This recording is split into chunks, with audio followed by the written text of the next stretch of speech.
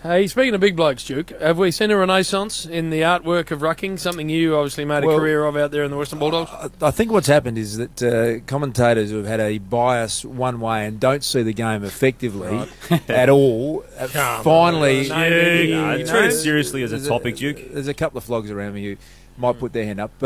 Finally have taken the blinkers off, and instead of going to the stat sheet, they're actually now watching the game and saying, you don't necessarily need all of the numbers to have an influence. And I think, speak about Nat Nui now, we got pillared a couple of years ago, the All-Australian Committee for Nick Natanui making. But what people didn't see was that with a dozen possessions... Don't hand it out on potential. He is able to... Just ship off, Chief. He's able to influence games. Chief's turned his back on him. Influence games in a way that very few have. Duke, how do you explain the fact that in recent weeks we've seen Ruckman having world record hit-outs and not dominating clearances?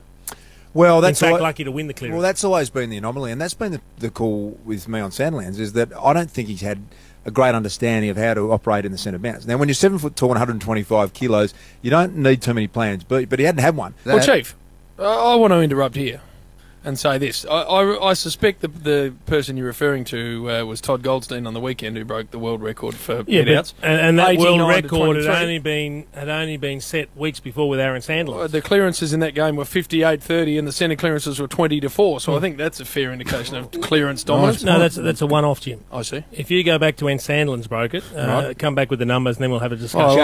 Don't go off on one performance. I want Todd Goldstein by you, Duke, who'll be discussed, because I think you'll find he's ahead in nearly every category. And Jim, good data that you backed up that with. Thank you. He's having an outstanding year, Todd Goldstein. And in fact, he took it to Natanui down in Hobart a couple of weeks ago and wiped the floor with Natanui because he can compete in the centre bounce.